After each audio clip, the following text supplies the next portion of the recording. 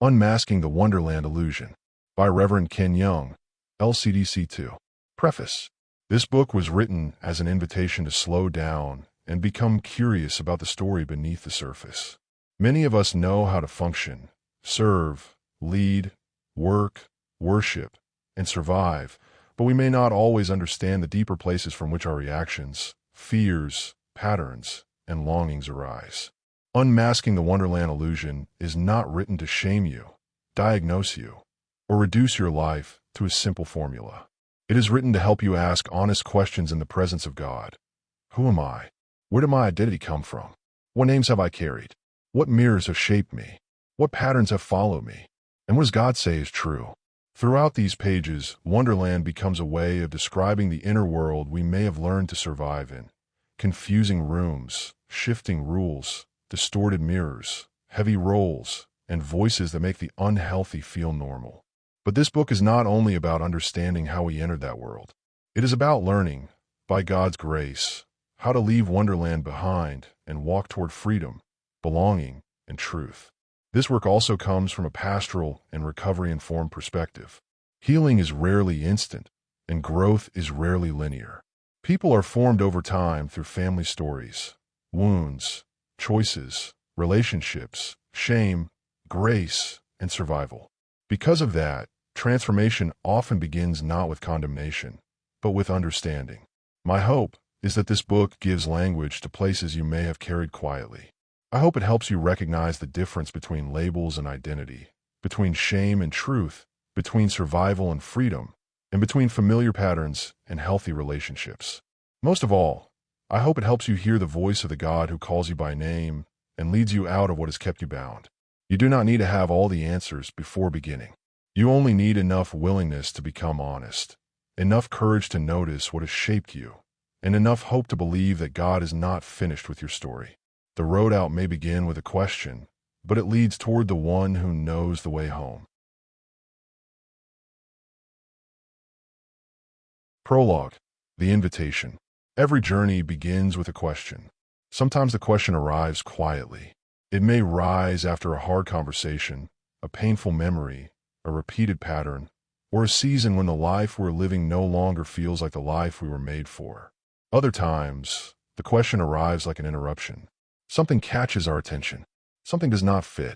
Something inside us begins to wonder if there is more beneath the surface than we have been willing to see. That is how curiosity often begins. Not with certainty, but with a holy disruption. Alice did not plan to enter Wonderland. She saw a white rabbit hurry past her with a pocket watch, anxious and late. She could have ignored him. She could have stayed where things were familiar. Instead, curiosity became greater than comfort, and she followed. That one small choice opened a door into a strange world. The rules changed. The voices confused her. What once seemed simple became uncertain. Wonderland was not only a place of odd characters and impossible conversations. It became a place where Alice had to ask deeper questions about herself. In many ways, our inner lives can feel like Wonderland. We may carry old messages, hidden fears, family patterns, shame, survival habits, and beliefs we never stop to question. We may know how to function on the outside while feeling lost on the inside. This book begins with an invitation.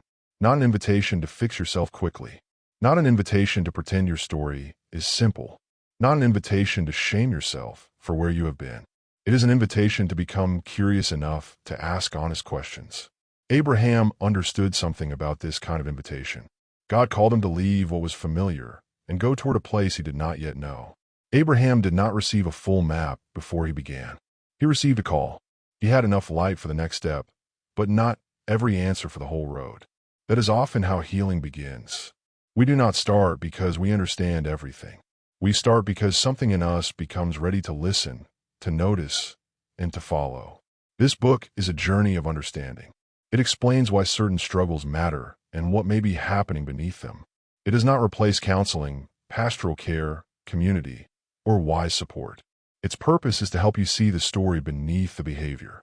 You may find yourself asking questions like these. Who am I? Where did my identity come from? How did I learn to survive? Why do I repeat the same patterns? Can I really change? Who am I becoming? These questions are not signs of failure. They are signs that something in you is awake. Every journey begins when curiosity becomes greater than comfort. That is the first step. Not having every answer, not being fully healed, not knowing exactly where the road will lead, just becoming willing to follow the question. The first question we will follow sits beneath many others. Who am I? Movement 1. Waking up in Wonderland. Introduction to Movement 1. Every long journey, especially one that leads toward freedom, must begin with the decision to open your eyes. Before you can dismantle the heavy walls of your past or rewrite the survival scripts handed down through your family line, you must first acknowledge that you are living in a landscape that has been subtly, persistently, and profoundly distorted. For many of us, the wonderland of our internal lives feels completely normal. We have spent years, perhaps decades, navigating rooms where the rules change based on the mood of the person in charge, where our value is tied to our ability to keep the peace, and where our deepest questions about identity have been buried under the weight of performance. We have become experts at surviving the tunnel, learning to ignore the dizzying reality of the descent because the alternative, facing the truth, felt too dangerous. Movement 1 is your invitation to pause. You are not yet called to climb the mountain or fight the battles that lie ahead. You are simply called to wake up. In these first 4 chapters, we will, first, identify the rabbit hole. We will move past the shame of asking, "Why am I like this?" and understand how your survival habits were actually a protective response to a world that was not designed for your flourishing. Second, map the territory. We will look at the internal architecture of your soul, your origin, identity, belonging, purpose, and security, and begin to see where your mental map has been warped by the voices of your past. Third, break the circular loops. We will address the addictive pull of performance-based worth and the false comforts that keep us returning to the Mad Hatter's table, even when we know the food is poisonous. And fourth, return to reality.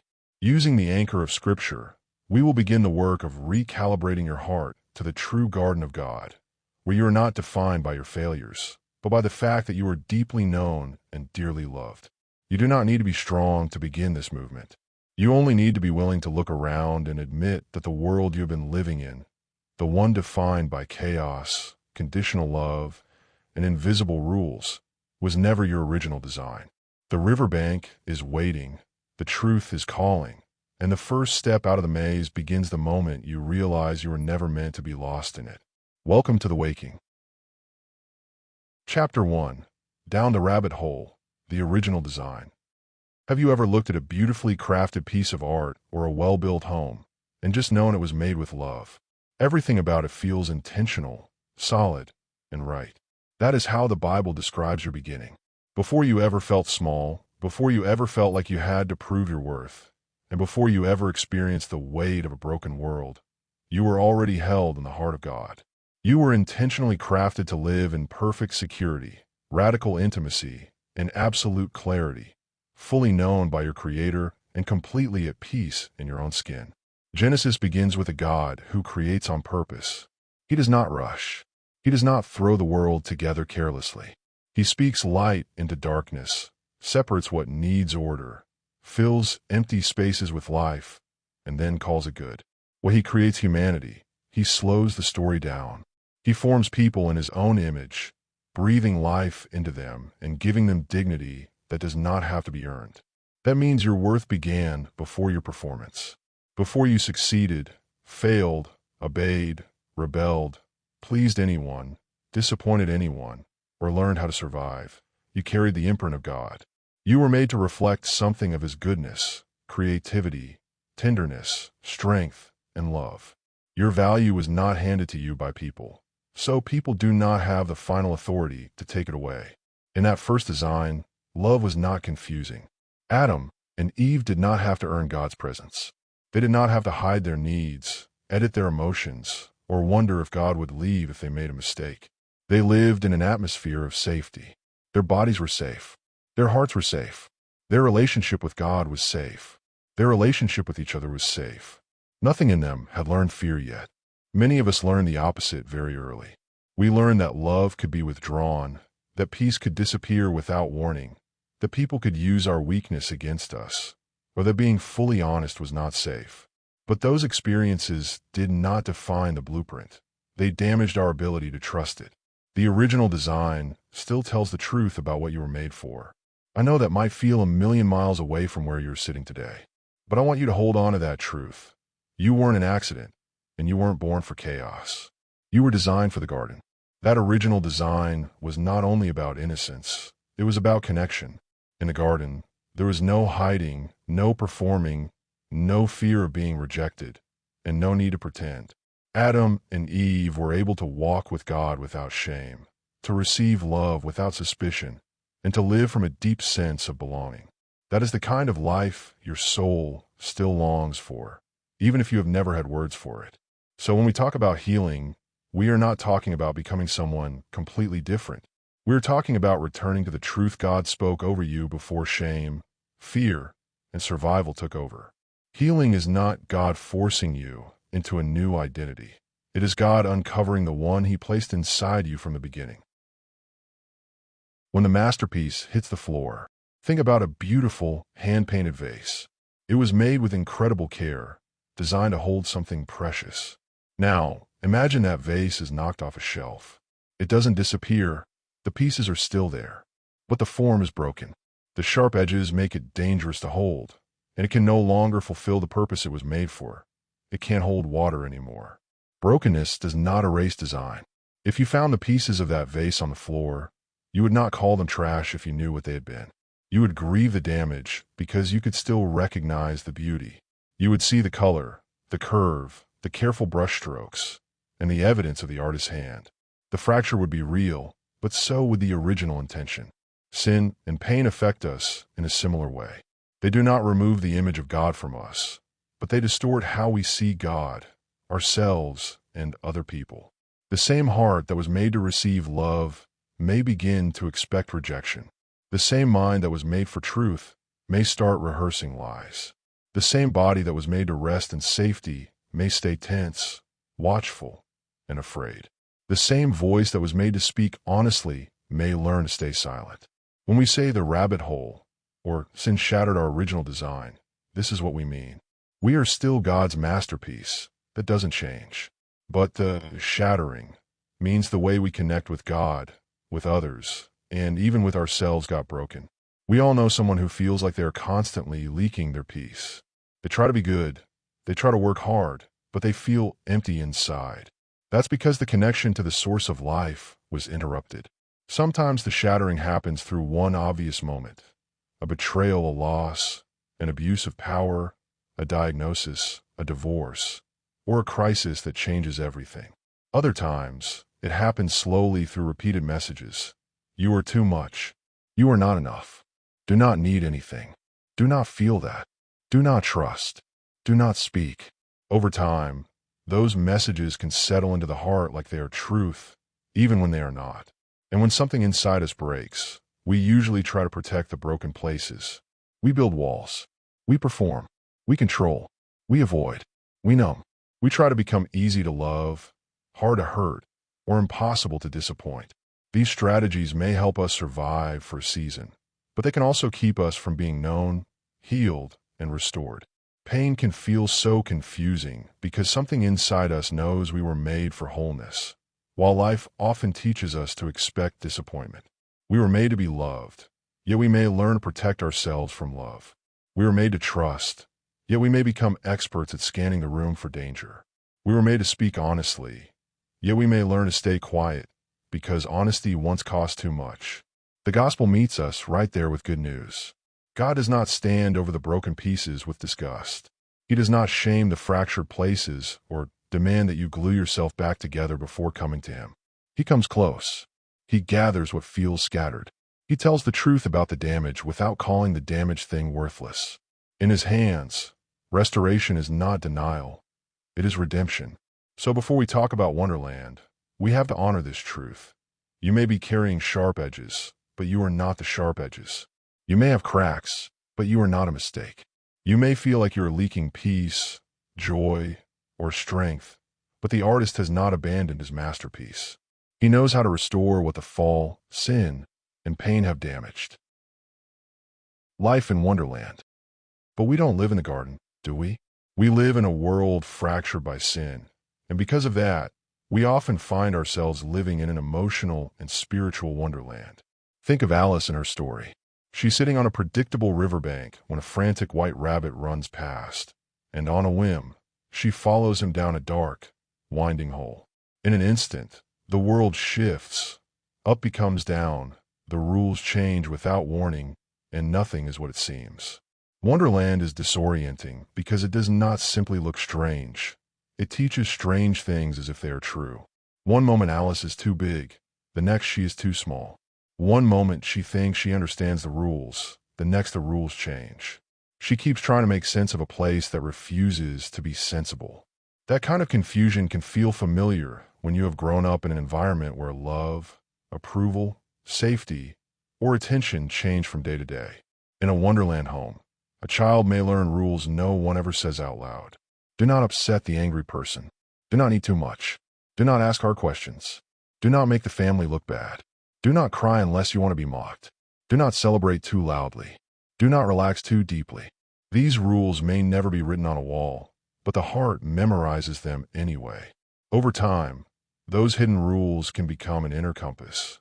You may find yourself apologizing when you did nothing wrong, bracing for rejection when someone is simply quiet, or feeling guilty for having normal human needs. You may mistake peace for danger because your body is used to tension. You may feel restless in healthy relationships because chaos trained you to expect movement, conflict, or withdrawal. Honestly, that's exactly what happens to us. None of us grow up in a perfect, pristine environment. Whether your childhood was shaped by overt trauma, a sense of being invisible due to emotional neglect, strict legalism, or perhaps walking on eggshells around unpredictable anger, you experienced a drop down the rabbit hole. You woke up in a world where the rules were confusing, where love felt like a transaction you had to earn, and where safety was conditional. Over time, that chaos began to feel normal, not because it was healthy, but because it was the only world you knew. Wonderland also confuses language. A person may call control love, silence peace, avoidance honor, or exhaustion faithfulness. When words are twisted for long enough, it becomes hard to trust your own discernment. You may sense that something is wrong, but talk yourself out of it, because the system around you trained you to question your perception before you question the dysfunction. That does not mean you are weak. It means you adapted. Children especially are not designed to evaluate the health of the world they are born into. They are designed to attach, survive, and make meaning from what is around them. If the world around them is confusing, they often blame themselves before they blame the world. A child may think, if I were easier, better, quieter, smarter, holier, or stronger, maybe things would be different. Many adults are still carrying those old conclusions. They may not say them out loud, but the beliefs show up in the way they relate to God and others. They may work for love instead of receiving it. They may expect God to be disappointed before they expect Him to be near.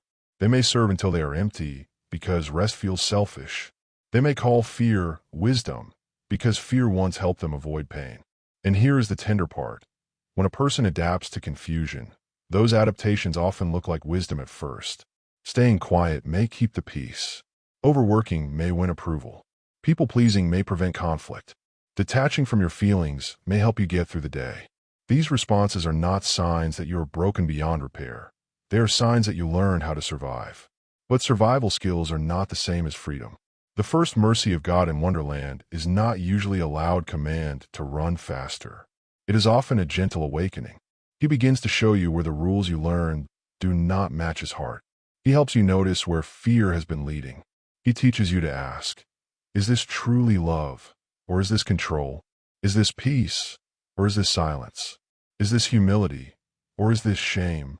Is this faithfulness, or is this exhaustion dressed up in spiritual language? A note on normalization. Think about someone, maybe it's you, or perhaps a friend, who grows up in a home where expressing big feelings like sadness or frustration was met with silence or disapproval. We all know someone who grew up in a home where the rule was simply to keep the peace and not make waves. That person may learn, quite naturally, to hide their feelings just to keep things calm. As an adult, they might find themselves at work or in a relationship struggling to know what they truly need, simply because they have learned to treat staying invisible as normal. They aren't trying to be difficult. They are just navigating life with a map that was drawn in a room where feelings were treated as dangerous. Normalization is powerful because it quietly trains the heart to stop expecting more. If chaos is all you have known, peace can feel suspicious. If criticism shaped your home, kindness may feel uncomfortable. If love was inconsistent, steady affection may feel hard to receive. Sometimes the first step toward healing is simply being willing to say, maybe what I called normal was actually survival. The man in the wine press. We see this pattern so clearly in the story of Gideon in Judges chapter 6. Israel is in crisis. The Midianites are stealing their livelihood, and the people are hiding in caves. The chaos had become their status quo. When we meet Gideon, he isn't fighting for his nation. He is hiding inside a wine press, frantically threshing wheat. A wine press is a cramped, sunken stone pit designed for crushing grapes, not for the open-air work of grain. Gideon is breathing in dust and fear, trapped in a room never meant for his calling. But then, the angel of the Lord appears, not to scold Gideon for hiding, but to offer a shocking greeting. The Lord is with you, O mighty man of valor. Look at the disconnect here. Gideon is trembling in rags, defined by his fear, but God doesn't address his behavior. God addresses his original design. God looks past the winepress and names the identity he placed inside Gideon before the Midianites ever arrived. Gideon's immediate reaction is what we might call Wonderland logic. He argues with God, pointing at his circumstances as proof that God has abandoned him. He's suffering from spiritual amnesia, so defined by the dysfunction around him that he can't see who he is or who is standing right in front of him. Here's one of the most beautiful things about God. He does not introduce himself by agreeing with our fear. He does not say, Gideon, you coward. He does not say, Gideon, you disappointment. He speaks to the truest thing about Gideon, even while Gideon is acting out of panic. God's voice is not naive. It sees everything, but it also sees deeper than the wound. Waking up from the numbness. To escape Wonderland, you have to acknowledge that you are currently sitting in a wine press. We often cope by becoming emotionally numb, whispering to ourselves, it wasn't that bad, or everyone's family is a little crazy. We minimize, we normalize, and we stay stuck. But normalization is the trap. When you accept the dysfunction as normal, you stop looking for the exit. God isn't angry that you build defense mechanisms to survive those dark rooms. He's a compassionate Father, but he loves you too much to leave you in the pit. He is calling you by your true name today, a child of the King, designed for freedom. Healing often begins with a holy interruption. God interrupts the story you have been telling yourself. He interrupts the belief that hiding is your only option. He interrupts the lie that your past gets the final word. Like Gideon, you may not feel brave when God calls you brave. You may not feel free when he calls you out. But his words are not based on your current hiding place. They are based on his original design and his power to restore what has been broken. Looking glass reflections. As you process this chapter, pause and reflect on these 4 questions. First, what is one area of your adult life, whether a relationship pattern, a persistent fear, or a habit of hiding, that you have normalized, even though it feels cramped and suffocating like Gideon's wine press? Second, if the angel of the Lord stood before you today and called you a mighty person of valor, what internal arguments or objections would immediately rise up in your mind? Third, in what ways has living by the confusing rules of a broken world caused you to experience spiritual amnesia regarding God's goodness? And fourth, what survival skill has helped you get through painful seasons, but may now be keeping you from deeper freedom? Stepping into the light. To move these truths into practice this week, consider 4 simple steps. 1. Identify the wine press. Write down or name one specific emotional pattern where you're operating out of fear rather than freedom. Acknowledge it honestly before God with no shame allowed. 2. Disrupt the vertigo. Spend 10 minutes in silence today. When anxious thoughts arise, repeat Judges 6 verse 12. The Lord is with me. 3. Break the denial. Share one hidden fear with a trusted counselor, pastor, or friend. Bring that hidden thing into the light. 4. Receive a new name. Write or speak one sentence that reflects what God says about you rather than what fear says about you. For example, I am not abandoned. The Lord is with me. Read or declare it aloud each morning this week. A surrender prayer. Let's close this section in prayer. Lord Jesus, I admit that I've spent a long time hiding in the winepress, trying to survive a world I was never meant to navigate alone. I have normalized the confusion, and I have forgotten who you created me to be. Today, I choose to listen to your voice above the noise of my past. Break my amnesia. Remind me of your original design for my life, and give me the courage to step out of the dark hole and follow you into the light. Amen. As you close this chapter, be gentle with yourself. You do not have to climb out of the rabbit hole in one dramatic leap. Sometimes freedom begins with one honest sentence, one brave conversation, one quiet prayer, or one small step toward the light. The Father who sees you in the winepress is not finished with your story.